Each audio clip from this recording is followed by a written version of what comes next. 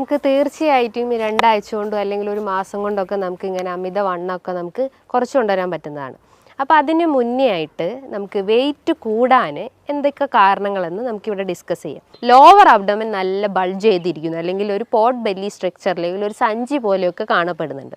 Biscuit daily ചിലപ്പോൾ 2 packet ബിസ്ക്കറ്റൊക്കെ കഴിക്കുന്ന ആളുകളായിരിക്കാം. അതേപോലെ കേക്ക്സ്, പേസ്ട്രി, അതേപോലെ ice creams, chocolates, daily 2-3 glass caffeine അല്ലെങ്കിൽ കോഫി കുടിക്കുന്നത്, അതേപോലെ ചായ കുടിക്കുന്നത്, ഇതൊക്കെ ഒരു അഡിക്ഷൻസ് ആയിട്ട് കണ്ടിന്യൂസ് ആയിട്ട് അവർ ഫോളോ ചെയ്തിട്ടുള്ള ആളുകളായിരിക്കും. അപ്പോൾ അത്തരം ആളുകളിലും ഇത്തരം ടയേർഡ് ബെല്ലി ഫാറ്റ് കണ്ടുവന്നിട്ടുണ്ട്. നല്ല ഹെൽത്തി ഫാറ്റ് അല്ലെങ്കിൽ നല്ല ഹെൽത്തി പ്രോട്ടീൻസ് നമ്മൾ ഭക്ഷണത്തിൽ ഉൾപ്പെടുത്തി കഴിഞ്ഞ് കഴിഞ്ഞാൽ നമുക്ക് ഇത്തരം പ്രശ്നങ്ങളൊക്കെ നമുക്ക് ഒരു പരിധി വരെ നമുക്ക് കൺട്രോൾ ചെയ്യാൻ പറ്റുന്നതാണ്. ഹായ് മാം, പലപ്പോഴും നമ്മുടെ അടുത്ത് അല്ലെങ്കിൽ ഒരു കമൻ്റ് ആയിട്ടോ അല്ലെങ്കിൽ ഒക്കെ ചോദിക്കാനുള്ളതാണ്, നമുക്കൊരാഴ്ച കൊണ്ട് 4 കിലോ അല്ലെങ്കിൽ 5 കിലോ ഒക്കെ കുറയ്ക്കാൻ പറ്റുമോ എന്നുള്ളത്. പ്രത്യേകിച്ച് നമ്മളെ ഒരു വെഡ്ഡിംഗ് ഒക്കെ വരികയാണെങ്കിൽ, നമ്മളെ സ്വന്തം വെഡ്ഡിംഗ് ആണെങ്കിലും അല്ലെങ്കിലൊക്കെ പല ആളുകളും ചോദിക്കാറുണ്ട്, നമുക്ക് ഒരു ഇഷ്ടപ്പെട്ട ഡ്രസ്സൊക്കെ ധരിക്കണമെങ്കിൽ ഒന്ന് ഈ ചാടിയ വയറൊന്ന് ഉള്ളിലാവണം, അതിന് ഒരാഴ്ച കൊണ്ട് എന്തെങ്കിലും മെത്തേഡ്സ് ഉണ്ടോ, അല്ലെങ്കിൽ 2 ആഴ്ച കൊണ്ട് 10 ദിവസം കൊണ്ട് 10 ദിവസത്തിനുള്ളിൽ തന്നെ നമുക്ക് ഇത്രയും കാര്യങ്ങൾ ചെയ്യാൻ പറ്റുമോ എന്ന് പലരും ചോദിക്കാറുണ്ട്. അങ്ങനെ നമുക്ക് ഒരു പെട്ടെന്ന് തന്നെ ഒരാഴ്ച കൊണ്ടോ അല്ലെങ്കിൽ 2 ആഴ്ച കൊണ്ടോ നമുക്ക് ഈസി ആയിട്ട് വെയിറ്റ് നമുക്കും അല്ലെ കുറയ്ക്കാനും അതുപോലെ തന്നെ നമ്മളെ ചാടിയ വയറൊന്ന് ഉള്ളിലാക്കാനും എന്തെങ്കിലും വഴികളുണ്ടോ? നമുക്ക് തീർച്ചയായിട്ടും ഈ 2 ആഴ്ച കൊണ്ടോ അല്ലെങ്കിൽ ഒരു മാസം കൊണ്ടൊക്കെ നമുക്ക് ഇങ്ങനെ അമിതവണ്ണമൊക്കെ നമുക്ക് കുറച്ച് കൊണ്ടുവരാൻ പറ്റുന്നതാണ്. അപ്പോൾ അതിന് മുന്നേ ആയിട്ട് നമുക്ക് വെയിറ്റ് കൂടാൻ എന്തൊക്കെ കാരണങ്ങളെന്ന് നമുക്കിവിടെ ഡിസ്കസ് ചെയ്യാം. മെയിനായിട്ട് വെയിറ്റ് കൂടാന്ന് പറഞ്ഞു കഴിഞ്ഞാൽ നമ്മളെ ബോഡി വെയിറ്റ് അല്ലെങ്കിൽ ബോഡി മാസ് ഇൻഡെക്സ് ഒരു 35 എബോവ് ആകുമ്പോഴാണ് നമ്മുടെ ശരീരത്തിൽ കൊഴുപ്പും അല്ലെങ്കിൽ നമ്മളെ ശരീരഭാരം കൂടിയിട്ടുണ്ടെന്ന് നമുക്ക് പറയാം. അപ്പോൾ ഈ വെയിറ്റ് കൂടുക എന്ന് പറയുമ്പം നമ്മുടെ ജോയിൻസിനൊക്കെ നോർമലി ഒരു ജോയിൻറ്റിന് ഒരു വെയിറ്റ് ബെയറിങ് കപ്പാസിറ്റി ഉണ്ട്. നമ്മളെ ശരീരത്തിൻ്റെ ഒരു 4 കിലോളം നമ്മളെ ജോയിൻസ് താങ്ങി നിർത്തുന്നുണ്ട്. അപ്പോൾ ആ ജോയിൻസിൽ നിന്നൊക്കെ ഭയങ്കര ഒരു വേദന അനുഭവപ്പെടുക, അല്ലെങ്കിൽ നടക്കുമ്പോൾ ഒരു കിതപ്പൊക്കെ ഫീൽ ചെയ്യുക, അല്ലെങ്കിൽ എന്താ പറയുക ഭയങ്കര ഒരു സ്റ്റിഫ്നെസ് അനുഭവപ്പെടുക, അതൊക്കെയാണ് നമ്മളെ ശരീരഭാരം വർദ്ധിച്ചിട്ടുണ്ടെന്ന് നമ്മളെ ശരീരം കാണിക്കുന്ന ഒരു എക്സ്റ്റേണൽ സൈൻ എന്നൊക്കെ പറയാം. അതേപോലെ തന്നെ ചില ഡ്രസ്സൊക്കെ ഇടുമ്പോൾ നമ്മൾ ഇപ്പോൾ ഇട്ടുകൊണ്ടിരിക്കുന്ന ഡ്രസ്സ് കുറച്ച് കഴിഞ്ഞ് നമ്മൾ വെയിറ്റൊക്കെ കൂടി കഴിഞ്ഞ് നമുക്ക് ഇടാൻ ഭയങ്കര ബുദ്ധിമുട്ടായിരിക്കും, നമുക്ക് ഭയങ്കര ടൈറ്റായിരിക്കും, ചിലർക്ക് വയറായിട്ട് അനുഭവപ്പെടാം. അപ്പോൾ ഇത് വരാൻ ഒരുപാട് കാരണങ്ങളുണ്ട്. മെയിനായിട്ട് അവരെ ഭക്ഷണ രീതികൾ തന്നെയാണ്. നമുക്കറിയാം പണ്ട് കാലങ്ങളിലൊക്കെ ആളുകൾക്ക് അസുഖങ്ങൾ വരുന്നത് വളരെ കുറവാണ്. അതായത് ഫാറ്റി ലിവർ പോലത്തതും ഫൈബ്രോയിഡ് ഇഷ്യൂസ്, PCOD ഇഷ്യൂസൊക്കെ വരുന്നത് വളരെ കുറവാണ്. ഇന്നൊരു ജനറേഷൻ നോക്കുമ്പോൾ ഒരു 100-ൽ 60% ആളുകളിലും ഈ ഫാറ്റി ലിവർ ഇഷ്യൂസ് ഉണ്ട്. ഒരു 60% ആളുകൾ തന്നെ PCODൻ്റെ ഇഷ്യൂസ് ഉണ്ട്. അപ്പോൾ അതുമൂലം ഇൻഫെർട്ടിലിറ്റി കംപ്ലയിൻസ്, കുട്ടികളില്ലാത്ത ബുദ്ധിമുട്ടുകളൊക്കെ ഇന്ന് വളരെ കോമൺ ആയിട്ടുള്ള കാര്യങ്ങളാണ്. അപ്പോൾ അവരൊക്കെ മെയിൻ ഒരു റീസൺ അല്ലെങ്കിൽ അത് വരാനുള്ള ഒരു റീസൺ എന്ന് പറഞ്ഞു കഴിഞ്ഞാൽ അവരൊരു ബാലൻസ് ഡയറ്റ് അവിടെ മെയിൻറ്റെയിൻ ചെയ്യുന്നില്ല. ഒരു ബാലൻസ് ഡയറ്റ് മെയിൻറ്റെയിൻ ചെയ്ത് കഴിഞ്ഞാൽ നമുക്കൊരുവിധം എല്ലാ അസുഖങ്ങളെയും നമുക്ക് കൺട്രോൾ ചെയ്യാൻ പറ്റുന്നതാണ്. അതായത് ബാലൻസ് ഡയറ്റ് എന്ന് പറയുമ്പം കാർബോഹൈഡ്രേറ്റ്, ഫാറ്റ്സ്, പ്രോട്ടീൻസ്, ഇത് 3ഉം തുല്യ രീതിയിൽ നമ്മളെ ഭക്ഷണത്തിൽ ഉൾപ്പെടുത്തി കഴിഞ്ഞ് കഴിഞ്ഞാൽ നമുക്ക് എല്ലാ അസുഖത്തെയും നമുക്ക് കൺട്രോൾ ചെയ്യാൻ പറ്റും. അപ്പം നമ്മൾ മരുന്നിനെയോ അല്ലെങ്കിൽ മറ്റെന്ത് മെഡിസിൻസിനെയോ ഒന്നും ഡിപ്പെൻഡ് ചെയ്യേണ്ട ആവശ്യമില്ല. ഇന്ന് വെയിറ്റ് കുറയ്ക്കാനും BP-ക്കും ഷുഗറിനും ഫാറ്റി ലിവറിനൊക്കെ ഒരുപാട് മെഡിസിൻസ് ഹൈ ഡോസായിട്ട് നമ്മൾ ഡെയിലി കഴിക്കാറുണ്ട്. ആ മെഡിസിൻസിൻ്റെ സൈഡ് എഫക്റ്റ് ആയിട്ട് പല കിഡ്നി സ്റ്റോൺ പ്രശ്നങ്ങളും വീക്ക്നെസ് അനുഭവപ്പെടുന്നതും പ്രതിരോധശേഷി കുറയുന്ന പ്രശ്നങ്ങളൊക്കെ ഇന്ന് ആളുകളിൽ കോമൺ ആണ്. അപ്പോൾ അതൊക്കെ ഒന്ന് കുറയ്ക്കാന്ന് പറയുന്നത് നമ്മൾ മെയിനായിട്ട് നമ്മൾ ഭക്ഷണത്തിൽ ഫോക്കസ് ചെയ്താൽ മതി. അപ്പോൾ ഭക്ഷണം നമ്മൾ കൺട്രോൾ ചെയ്ത് കഴിഞ്ഞാൽ തന്നെ നമുക്കൊരുവിധം എല്ലാം നമുക്ക് കൺട്രോൾ ചെയ്യാൻ പറ്റും. അപ്പം ഞാൻ പറഞ്ഞു വെയിറ്റ് കൂടാനുള്ള ഒരു കാരണം എന്ന് പറഞ്ഞു കഴിഞ്ഞാൽ ഈ അമിതമായിട്ടുള്ള കാർബ് അല്ലെങ്കിൽ അമിതമായിട്ടുള്ള കൊഴുപ്പേറിയ ഭക്ഷണങ്ങൾ അല്ലെങ്കിൽ അമിതമായിട്ടുള്ള പ്രോട്ടീൻ റിച്ച് ആയിട്ടുള്ള ഭക്ഷണങ്ങളൊക്കെ എടുക്കുമ്പോഴാണ് നമുക്ക് ഇത്തരം വെയിറ്റിൻ്റെ പ്രശ്നങ്ങൾ വരുന്നത്.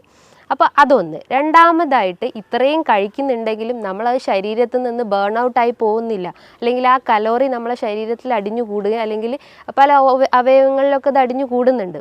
അപ്പോൾ അത് ബേൺ ഔട്ടായിട്ടോ അല്ലെങ്കിൽ വേർപ്പായിട്ടോ നമ്മളെ ശരീരത്തിൽ പുറന്തള്ളപ്പെടുന്നില്ല. അപ്പോൾ നമ്മൾ എന്ത് ചെയ്യണം? നല്ല രീതിയിൽ എക്സസൈസ് ചെയ്യണം. അപ്പോൾ വ്യായാമക്കുറവ് ഇതിൻ്റെ ഒരു മെയിൻ കാരണമാണ്. അപ്പോൾ എക്സസൈസ് ചെയ്തിട്ടില്ലെങ്കിൽ ഇത്തരം ബുദ്ധിമുട്ടുകൾ നമുക്ക് കണ്ടിന്യൂസ് ആയിട്ട് വന്നുകൊണ്ടേ നിൽക്കും. അതേപോലെ തന്നെയാണ് വെയിറ്റ് കൂടാനുള്ള ഒരു കാരണം എന്ന് പറഞ്ഞാൽ നമ്മുടെ ശരീരത്തിൽ എസ്പെഷ്യലി സ്ത്രീകളിൽ നോക്കുകയാണെങ്കിൽ PCOD പ്രശ്നങ്ങളൊക്കെ ഉള്ള ആളുകളിൽ ഒരു കാരണം എന്ന് പറഞ്ഞു കഴിഞ്ഞാൽ ഹോർമോണൽ ഇംബാലൻസ് ആണ്. ഹോർമോണൽ ഇംബാലൻസ് എന്ന് പറയും PCOD കേസസിൽ ഈസ്ട്രജൻ ഹോർമോൺസിൽ ഉണ്ടാകുന്ന വേരിയേഷൻസ് കൊണ്ടാണ് ഇത്തരം സിസ്റ്റ് രൂപപ്പെടുന്നത്. അപ്പോൾ അവർക്ക് മെൻസ്ട്രൽ ഇറഗുലാരിറ്റീസ് ഉണ്ടാവാം, അവർക്ക് ഇൻഫെർട്ടിലിറ്റി പ്രശ്നങ്ങൾ ഉണ്ടാവാം, അതുമൂലം അവർക്ക് ഫൈബ്രോയിഡിൻ്റെ കംപ്ലയിൻസ് ഉണ്ടാവാം. അങ്ങനെ പല രീതിയിലുള്ള കോംപ്ലിക്കേഷൻസ് ആണ് ചിലപ്പം നമുക്ക് ഒരു അസുഖം വന്നു കഴിഞ്ഞാൽ നമ്മുടെ ശരീരത്തിൽ കാണിച്ചു തരുന്നത്. അപ്പം PCOD കൺട്രോൾ ചെയ്യാനും ഫാറ്റി ലിവർ കൺട്രോൾ ചെയ്യാനും അതേ ഫൈബ്രോയിഡ് കൺട്രോൾ ചെയ്യാനും എല്ലാത്തിനും നമ്മൾ ഡയറ്റും എക്സസൈസും മെയിനായിട്ട് ഫോക്കസ് ചെയ്യുക. ഇന്ന് പല ആളുകളും ചിന്തിക്കുന്നത് എല്ലാത്തിനും മരുന്നെടുത്ത് കഴിഞ്ഞാൽ നമുക്ക് എല്ലാ അസുഖവും കൺട്രോൾ ചെയ്യാൻ പറ്റും. നമുക്കറിയാം ഒരു 30% മാത്രമാണ് നമ്മൾ മരുന്നിന് ഡിപ്പെൻഡ് ചെയ്യുള്ളൂ. ബാക്കി ഒരു റിമൈനിങ് ഒരു 60% എല്ലാം നമ്മളെ ഭക്ഷണവും അതുപോലെ തന്നെ എക്സസൈസുമാണ് മെയിനായിട്ട് ഫോക്കസ് ചെയ്യേണ്ടത്. അപ്പം നമ്മൾ മെയിനായിട്ട് ഫോക്കസ് ചെയ്യേണ്ടത് നമ്മളെ ഡയറ്റും എക്സസൈസും അതേപോലെ തന്നെ ഒരു 3rd മാത്രമായിട്ട് മെഡിസിൻസിനെ കണ്ടാൽ മതി. ഈ വെയിറ്റ് കൂടി വരുന്ന ആളുകളിൽ അല്ലെങ്കിൽ വെയിറ്റ് കൂടി വരുന്ന ഏറ്റവും കൂടുതൽ ആളുകളിൽ കണ്ടുവരുന്ന ഒരു അസുഖമാണ് ഈ ഫാറ്റി ലിവർ ഇഷ്യൂസ്. അതായത് ഫാറ്റി ലിവർ ഉള്ള രോഗികളിൽ ഒരു ബോഡി സ്ട്രക്ചർ നോക്കുമ്പോൾ അവർക്ക് കൈകാലുകളൊക്കെ ഭയങ്കര ലീൻ അല്ലെങ്കിൽ മെലിഞ്ഞിരിക്കുന്നത് നമുക്ക് കാണാം. പക്ഷെ അവർ വയറ് നോക്കുമ്പം ചാടിയിരിക്കുന്നത് അല്ലെങ്കിൽ ഒരു പോട്ട് ബെല്ലി സ്ട്രക്ചറിലേക്ക് കാണപ്പെടുന്നുണ്ട്. അതായത് പോട്ട് ബെല്ലി സ്ട്രക്ചർ എന്ന് പറയുമ്പം നമ്മൾ ഈ ഒരു വാരിയലിൻ്റെ താഴെയായിട്ട് വയറിങ്ങനെ ചാടിയിരിക്കുന്നത് നമുക്ക് കാണാം. അതിൻ്റെ ഒരു മെയിൻ കാരണം എന്ന് പറഞ്ഞു കഴിഞ്ഞാൽ ലിവർ സംബന്ധമായിട്ടുള്ള എന്തോ ഒരു അസുഖം അയാൾക്ക് വന്നിട്ടുണ്ടെന്ന്. മെയിനായിട്ട് ഫാറ്റി ലിവർ ഇഷ്യൂസ്, അതേപോലെ തന്നെ സിറോസിസ് കംപ്ലയിൻസ് ഉള്ള ആളുകൾ, അതായത് അവർക്ക് ലോവർ അബ്ഡോമൻ നല്ല ബൾജ് ചെയ്തിരിക്കുന്നു അല്ലെങ്കിൽ ഒരു പോട്ട് ബെല്ലി സ്ട്രക്ചർ അല്ലെങ്കിൽ ഒരു സഞ്ചി പോലെയൊക്കെ കാണപ്പെടുന്നുണ്ട്. അപ്പോൾ ഇവർ മെയിനായിട്ട് ഫോക്കസ് ചെയ്യേണ്ടതെന്ന് പറഞ്ഞാൽ നല്ല കൊഴുപ്പുകളെ ഭക്ഷണത്തിൽ സപ്ലൈ ചെയ്യാൻ ശ്രമിക്കുക. അതായത് ഹെൽത്തി ഫാറ്റ് ആയിട്ടുള്ള omega-3 ഫാറ്റി ആസിഡ്സ് അവരെ ഭക്ഷണത്തിലെടുക്കാം. അപ്പോൾ ചോദിക്കും omega-3 ഫാറ്റി ആസിഡ്സ് ഏത് ഭക്ഷണത്തിലാണ് അടങ്ങിയിട്ടുള്ളത്? ഒരുവിധം എല്ലാ വീഡിയോസിലും ഓൾമോസ്റ്റ് എല്ലാ ഡോക്ടേഴ്സും പറയുന്നത് തന്നെയാണ് മെയിനായിട്ടുള്ളത്. അതായത് ചെറിയ മത്സ്യങ്ങളിൽ നമുക്ക് omega-3 ഫാറ്റി ആസിഡ്സ് ഉണ്ട്. ചെറിയ മത്സ്യങ്ങൾ എന്ന് പറയുമ്പം അയല, മത്തി, നെത്തോലി, ഇതിൻ്റെ അകത്തൊക്കെ ചെറിയ രീതിയിൽ അതായത് ഒരു 30% അല്ലെങ്കിൽ ഒരു 40% omega-3 ഫാറ്റി ആസിഡ്സ് അടങ്ങിയിട്ടുണ്ട്. അതോടൊപ്പം തന്നെ കാൽഷ്യം അടങ്ങിയിട്ടുണ്ട്. ഈ കാൽഷ്യം കണ്ടന്റ് ഉള്ളത് കൊണ്ട് തന്നെ നമുക്ക് ജോയിൻറ്റ് റിലേറ്റ് ചെയ്തിട്ടുള്ള എന്തെങ്കിലും ഇഷ്യൂസ് അല്ലെങ്കിൽ എല്ല് സതമായിട്ടുള്ള എന്തെങ്കിലും ഇഷ്യൂസ് ഉണ്ടെങ്കിൽ അതൊക്കെ ഒന്ന് കൺട്രോൾ ചെയ്യാൻ പറ്റുന്നതാണ്. അപ്പം നല്ല രീതിയിൽ ഹെൽത്തി ഫാറ്റ്സ് ഭക്ഷണത്തിൽ ഉൾപ്പെടുത്താൻ ശ്രമിക്കാം. അപ്പോൾ അത് നമ്മളെ ഡയറ്റിൽ ഉൾപ്പെടുത്തി കഴിഞ്ഞ് കഴിഞ്ഞാൽ നമുക്ക് ഇത്തരം പോട്ട് ബെല്ലി പ്രശ്നങ്ങളോ അല്ലെങ്കിൽ ഫാറ്റി ലിവർ ഇഷ്യൂസ് ഉണ്ടെങ്കിൽ അതൊക്കെ നമുക്കൊന്ന് കൺട്രോൾ ചെയ്യാൻ പറ്റുന്നത്.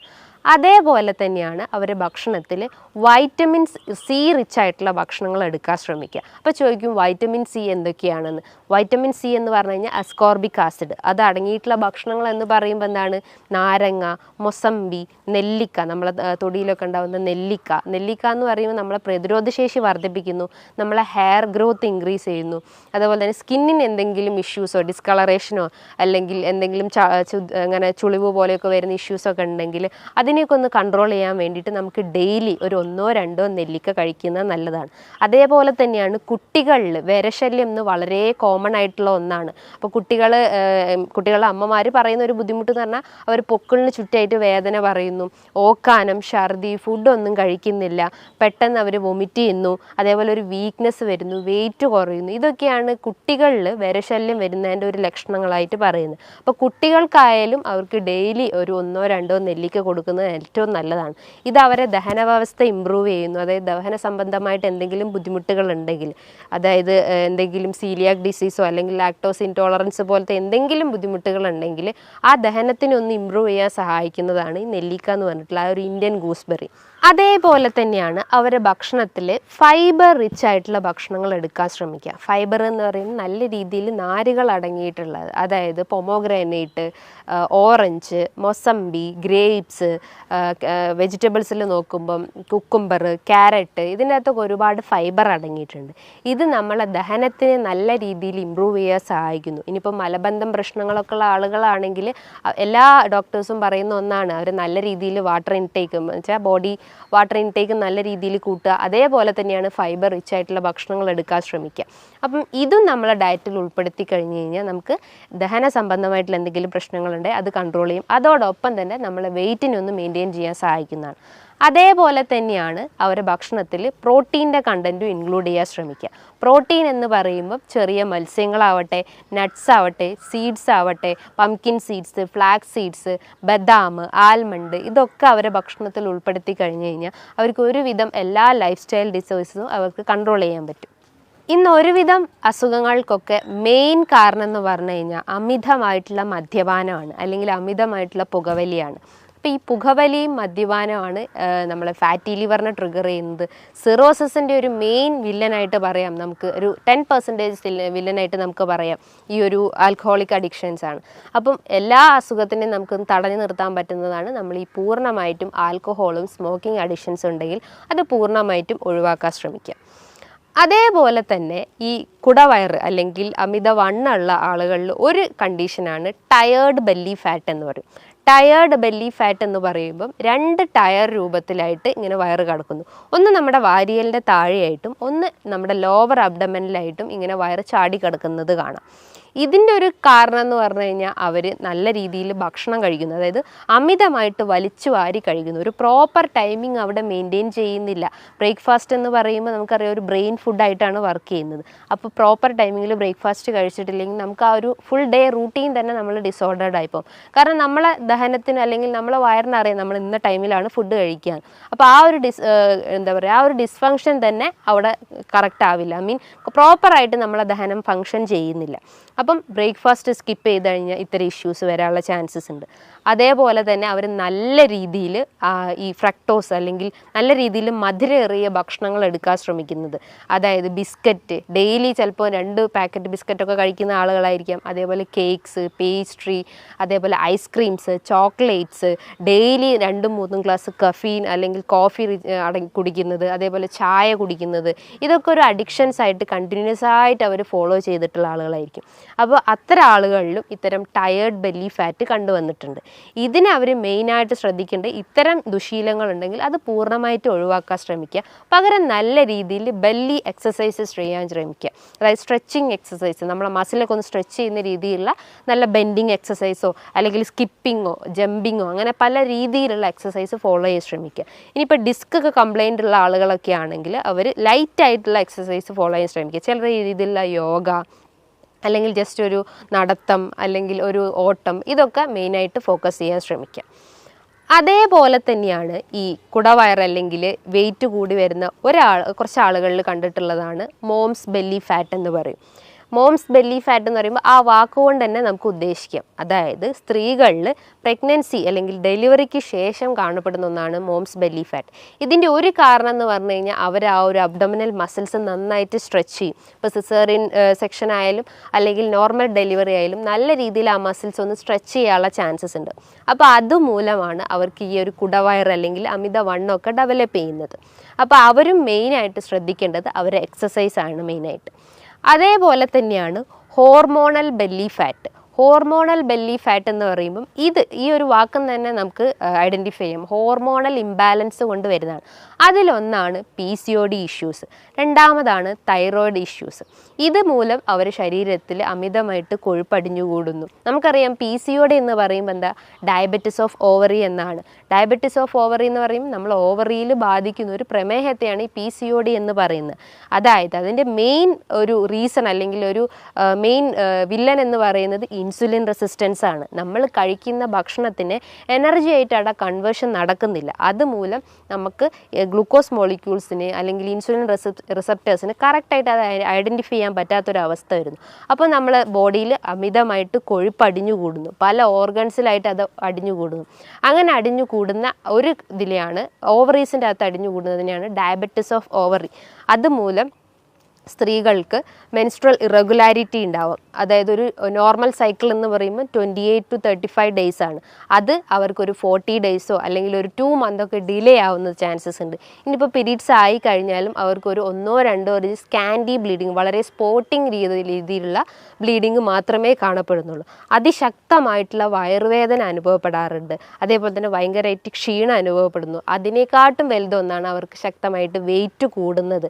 ഫുഡ് കഴിക്കാത്ത ആളുകളായാലും, അതായത് നോർമലി ഫുഡ് കഴിക്കുന്ന ആളുകളായാലും അവർക്കും ഇത് വെയിറ്റ് കൂടുന്നത് ഒരു കാരണം എന്ന് പറഞ്ഞു കഴിഞ്ഞാൽ ഇൻസുലിൻ റെസിസ്റ്റൻസ് ആണ്. അതേപോലെ തന്നെയാണ് ഹോർമോണൽ ഇംബാലൻസിൽ വരുന്നതാണ് thyroid related issues. Thyroid related issues എന്ന് പറയുമ്പം തൈറോയിഡ് തന്നെ ഹൈപ്പോർ തൈറോയിഡ്സ് ഉണ്ട്, ഹൈപ്പർ തൈറോയിഡ്സ് ഉണ്ട്. ഹൈപ്പർ തൈറോയിഡിസം ഉള്ള കേസസിൽ അവർക്ക് വെയിറ്റ് കുറയുന്നതാണ് സംഭവിക്കുന്നത്. വെയിറ്റ് കുറയാന്ന് പറയുന്നതിന് ഒരു കാരണം എന്ന് പറഞ്ഞു കഴിഞ്ഞാൽ ബേസൽ മെറ്റബോളിക് റേറ്റ് അവിടെ ഹൈ ആണ്. കാരണം അവർ കഴിക്കുന്ന ഭക്ഷണങ്ങളെല്ലാം പെട്ടെന്ന് തന്നെ അവിടെ ഡൈജഷൻ നടക്കുന്നു, പെട്ടെന്ന് തന്നെ അത് എനർജി കൺവേർഷൻ നടക്കുന്നു. അപ്പം കൊഴുപ്പ് അടിഞ്ഞു കൂടേണ്ട ആ ഒരു ടൈമിംഗ് പീരീഡ് തന്നെ വളരെ ഷോർട്ടാണ്. അതുമൂലം അവർക്ക് വെയിറ്റ് കുറയുന്നതാണ് സംഭവിക്കുന്നത്. പക്ഷെ നേരെ തിരിച്ചാണ് ഹൈപ്പോ തൈറോയിഡിസം പേഷ്യൻസിൽ. അവർക്ക് ബേസൽ മെറ്റബോളിക് റേറ്റ് വളരെ ലോ ആണ്. അപ്പോൾ അവർക്ക് എന്ത് ചെയ്യും, തൈറോയിഡ് സ്റ്റിമുലേറ്റിംഗ് ഹോർമോൺസ് വളരെ ഹൈ ആയിരിക്കും. പകരം T3 T4 ഹോർമോൺസ് വളരെ ലോ ആവാനുള്ള ചാൻസസ്. കാരണം അവിടെ ഹോർമോൺസിൻ്റെ ആ ഒരു സെക്രീഷൻസ് വളരെ കുറവായിരിക്കും. പക്ഷേ അവിടെ സ്റ്റിമുലേറ്റ് ചെയ്യപ്പെടുന്ന, അതായത് തൈറോയിഡ് സ്റ്റിമുലേറ്റിംഗ് ഹോർമോൺസിൻ്റെ ആ ഒരു ഹോർമോൺ വളരെ കൂടുതലായിരിക്കും. അപ്പോൾ അവർക്ക് ബേസൽ മെറ്റബോളിക് റേറ്റും വളരെ ലോ ആണ്. അവർ കഴിക്കുന്ന ഭക്ഷണങ്ങളെല്ലാം പല ഓർഗൻസിലായിട്ട് അടിഞ്ഞു കൂടുന്നു, അതായത് കൊഴുപ്പായിട്ട് അടിഞ്ഞു കൂടുന്നു. അതിലൊന്നാണ് നമുക്ക് വെയിറ്റ് കൂടുന്നതിൻ്റെ ഒരു ലക്ഷണമായിട്ട് നമുക്ക് പറയാം. അതേപോലെ തന്നെയാണ് തൈറോയിഡ് രോഗികളിൽ അമിതമായിട്ടുള്ള ക്ഷീണം അനുഭവപ്പെടുന്നു. അതായത് ഹൈപ്പോ തൈറോയിഡിസം പേഷ്യൻസിൽ അതിശക്തമായിട്ടുള്ള ക്ഷീണം അനുഭവപ്പെടുന്നു. അവർക്ക് മുടികൊഴിച്ചിലിൻ്റെ പ്രശ്നങ്ങളുണ്ടാകുന്നു, സ്കിന്ന് ഭയങ്കര ഡ്രൈ ആവുന്നു. ഇനിയിപ്പോൾ ദഹന വ്യവസ്ഥ നോക്കുകയാണെങ്കിൽ അവർക്ക് മലം കൃത്യമായിട്ട് പോകാത്തൊരവസ്ഥ വരുന്നത്, അതായത് കോൺസ്റ്റിപ്പേഷൻ പ്രശ്നങ്ങളുണ്ടാകുന്നു. അതുമൂലം അവർക്ക് പൈൽസിൻ്റെ പ്രശ്നങ്ങളുണ്ടാകുന്നു, ഹെമറോയിഡ്സിൻ്റെ പ്രശ്നങ്ങളുണ്ടാകുന്നു. അങ്ങനെ പല കോംപ്ലിക്കേഷൻസ് ആയിട്ട് ഓരോ ആളുകളിലും ഇന്ന് ഈ ഒരു ബുദ്ധിമുട്ട് കണ്ടുവരുന്നുണ്ട്. ഇതിൻ്റെയൊക്കെ മെയിൻ റീസൺ എന്ന് പറഞ്ഞു കഴിഞ്ഞാൽ അവർ കഴിക്കുന്ന കാർബിൻ്റെ കണ്ടൻറ്റ് ഇൻക്രീസ് ചെയ്തിട്ടുണ്ടാവും, പ്രോട്ടീൻ്റെ കണ്ടൻറ്റ് ഇൻക്രീസ് ആയിട്ടുണ്ടാവും, ഫാറ്റിൻ്റെ കണ്ടൻറ്റ് ഇൻക്രീസ് ആയിട്ടുണ്ടാവും. ഇതൊന്നും കൃത്യമായ രീതിയിൽ അവരുടെ ഡയറ്റിൽ ഉൾപ്പെടുത്താത്തതുകൊണ്ടാണ് ഇത്രയും പ്രശ്നങ്ങൾ ഉണ്ടാകുന്നത്. അപ്പോൾ എപ്പോഴും അവിടെ ഒരു ബാലൻസ് ഡയറ്റ് മെയിൻറ്റെയിൻ ചെയ്യാൻ ശ്രമിക്കുക.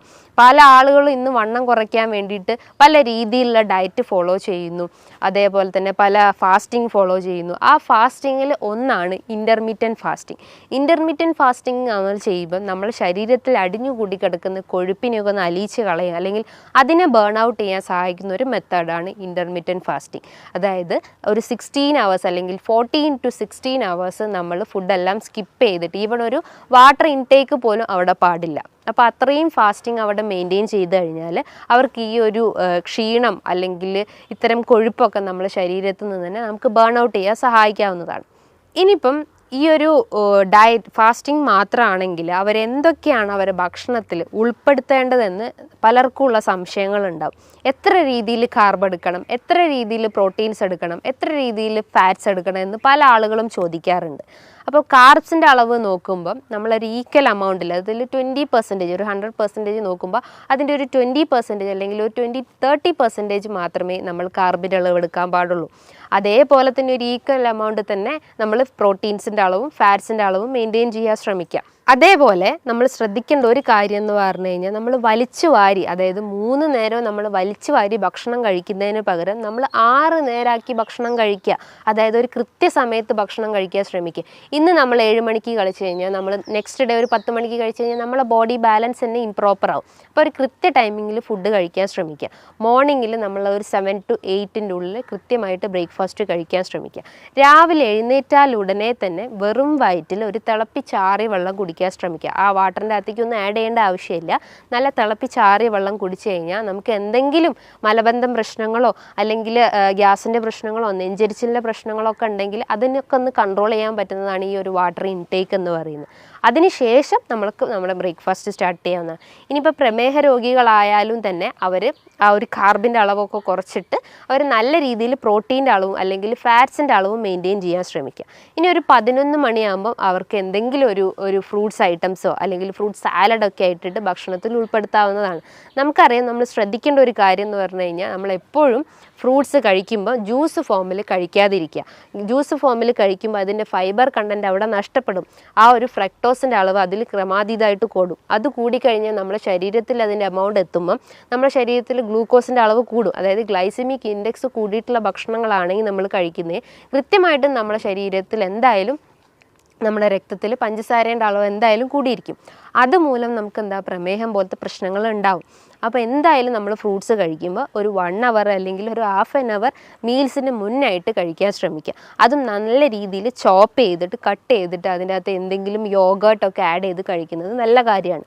അതേപോലെ ചെറിയ എമൗണ്ടിൽ 1 ടീസ്പൂണൊക്കെ ഒലിവ് ഓയിൽ അവരെ ഭക്ഷണത്തിൽ ഉൾപ്പെടുത്തുന്നതും നല്ലതാണ്. ഇതിൻ്റെ അകത്ത് ഹെൽത്തി ഫാറ്റ്സ് ആണ് അടങ്ങിയിട്ടുള്ളത്.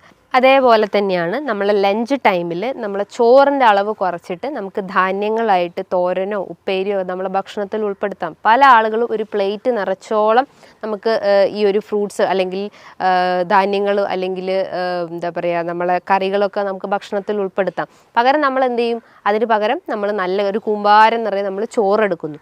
ആ ചോറിൻ്റെ അളവ് അവിടെ കുറച്ച് കഴിഞ്ഞാൽ നമുക്ക് ഇത്തരം പ്രശ്നങ്ങളൊക്കെ നമുക്ക് കൺട്രോൾ ചെയ്യാൻ പറ്റുന്നതാണ്. ആ ഒരു ഫുഡ് ടൈമിങ് എപ്പോഴും നമ്മൾ മെയിൻറ്റെയിൻ ചെയ്യാൻ ശ്രമിക്കുക. ഇനിയിപ്പോൾ ഗ്യാസ്ട്രൈറ്റിസ് പ്രശ്നങ്ങളൊക്കെ ഉള്ള ആളുകളാണെങ്കിൽ അവരും ഒരു പ്രോപ്പർ ടൈമിങ്ങിൽ ഫുഡ് കഴിച്ചു കഴിഞ്ഞാൽ അവർക്ക് ഈ ഗ്യാസിൻ്റെ പ്രശ്നങ്ങൾ റെഡ്യൂസ് ചെയ്യും. ബ്ലോട്ടിങ് പ്രശ്നങ്ങളൊക്കെ ഉണ്ടെങ്കിൽ അതൊക്കെ ഒന്ന് കൺട്രോൾ ചെയ്യാൻ പറ്റുന്നതാണ്. അതേപോലെ തന്നെ നമ്മൾ ഈവനിങ് ടൈമിൽ ചെറിയ രീതിയിൽ ഫ്രൂട്ട്സ് നമ്മൾ ഭക്ഷണത്തിൽ ഉൾപ്പെടുത്താം. ഒരു ഗ്ലാസ് നമുക്ക് ചായയോ കാപ്പിയോ നമുക്ക് ഡെയിലി ഒരു വൺസ് എ ഡേ നമുക്ക് കഴിക്കുന്നത് നല്ലതാണ്. അതേപോലെ തന്നെ നമ്മൾ ഡിന്നർ നോക്കുവാണെങ്കിലും അതൊരു 7 to 8 ഉള്ളിൽ നമ്മൾ ഡിന്നർ കഴിക്കാൻ ശ്രമിക്കാം. അത് നമ്മളെ ലൈറ്റ് ഭക്ഷണങ്ങൾ എടുക്കാൻ ശ്രമിക്കുക. നമ്മൾ വീട്ടിൽ നിന്ന് തന്നെ പൊടിപ്പിച്ചുണ്ടാക്കിയിട്ടുള്ള വീറ്റിൻ്റെ ചപ്പാത്തിയോ അല്ലെങ്കിൽ ഓട്സൊക്കെ യൂസ് ചെയ്യുകയാണെങ്കിൽ തന്നെ പാല് കഴിവതും ഒഴിവാക്കിയിട്ട് നല്ല രീതിയിൽ നമ്മളെ നോർമൽ വാട്ടറിൽ തന്നെ അത് കുക്ക് ചെയ്തെടുക്കാൻ ശ്രമിക്കുക. നമുക്ക് ഓട്സ് വെച്ചിട്ട് അല്ലെങ്കിൽ ഓംലെറ്റൊക്കെ ഉണ്ടാക്കുന്നത് നല്ലതാണ്. അതേപോലെ തന്നെ ചെറിയ മത്സ്യങ്ങൾ നമ്മളെ ഭക്ഷണത്തിൽ ഉൾപ്പെടുത്തുന്നത് നല്ലതാണ്. അതേപോലെ നമ്മൾ ശ്രദ്ധിക്കേണ്ട ഒരു കാര്യമാണ് റെഡ് മീറ്റ് പൂർണ്ണമായിട്ടും നമ്മൾ ഭക്ഷണത്തിൽ നിന്ന് ഒഴിവാക്കാൻ ശ്രമിക്കുക. നിങ്ങൾക്കൊരു വീക്ക്ലി വൺസ് കഴിക്കാം അല്ലെങ്കിൽ മന്ത്ലി വൺസൊക്കെ റെഡ് മീറ്റ് കഴിക്കുന്നതുകൊണ്ട് കുഴപ്പമൊന്നുമില്ല. ഇത് നമ്മളെ ശരീരത്തിൽ യൂറിക് ആസിഡിൻ്റെ അളവിൻ്റെ കൂട്ടുന്നുണ്ട്. അപ്പോൾ അതുമൂലം നമുക്ക് ഗൗട്ടി കംപ്ലയിൻസ് ഒക്കെ ഇൻക്രീസ് ചെയ്യാനുള്ള ഒരു ചാൻസസ് ഉണ്ട്. അപ്പം നമ്മളെ ഭക്ഷണത്തിൽ എപ്പോഴും റെഡ് മീറ്റിൻ്റെ അളവ് കഴിവതും കുറയ്ക്കാൻ ശ്രമിക്കുക. നല്ല പോലെ എക്സസൈസ് ചെയ്യാൻ ശ്രമിക്കുക. നമ്മളെ ശരീരം നല്ല രീതിയിൽ വേർക്കുന്ന രീതിയിലുള്ള എക്സസൈസ് മെയിൻറ്റെയിൻ ചെയ്യാൻ ശ്രമിക്കുക. അത് കാർഡിയാക് എക്സസൈസ് ആവട്ടെ അല്ലെങ്കിൽ എയറോബിക് എക്സസൈസ് ആവട്ടെ, ചെറിയ രീതിയിലുള്ള നടത്തോ അല്ലെങ്കിൽ ഓട്ടോ എന്ത് നമ്മളെ ഭക്ഷണത്തിൽ നമ്മളെ ഡയറ്റിൽ അല്ലെങ്കിൽ നമ്മളെ ലൈഫ് സ്റ്റൈലിൽ ഉൾപ്പെടുത്തി കഴിഞ്ഞ് കഴിഞ്ഞാൽ നമുക്ക് ഇത്തരം പ്രശ്നങ്ങളൊക്കെ നമുക്ക് കൺട്രോൾ ചെയ്യാൻ പറ്റുന്നതാണ്. ഈ പറഞ്ഞിട്ടുള്ള ഒരു നല്ല രീതിയിലുള്ള ഒരു പാറ്റേണിൽ ഈ ഒരു മാനേജ്മെൻറ്റ് നമ്മൾ ഫോക്കസ് ചെയ്ത് കഴിഞ്ഞാൽ നമുക്ക് നമ്മളെ വെയിറ്റിനെ നമുക്ക് കൺട്രോൾ ചെയ്യാൻ പറ്റുന്നതാണ്. അതായത് നല്ല ഹെൽത്തി ഫാറ്റ് അല്ലെങ്കിൽ നല്ല ഹെൽത്തി പ്രോട്ടീൻസ് നമ്മൾ ഭക്ഷണത്തിൽ ഉൾപ്പെടുത്തി കഴിഞ്ഞ് കഴിഞ്ഞാൽ നമുക്ക് ഇത്തരം പ്രശ്നങ്ങളൊക്കെ നമുക്ക് ഒരു പരിധി വരെ നമുക്ക് കൺട്രോൾ ചെയ്യാൻ പറ്റുന്നതാണ്. ഇനി ഇതുമായി ബന്ധപ്പെട്ട് നിങ്ങൾക്ക് എന്തെങ്കിലും സംശയങ്ങളുണ്ടെങ്കിൽ താഴെ കാണുന്ന നമ്പറിൽ കോൺടാക്റ്റ് ചെയ്യാവുന്നതാണ്. നല്ലൊരു ഹെൽത്ത് ടോപ്പിക്കുമായി വീണ്ടും കാണാം. Thank you.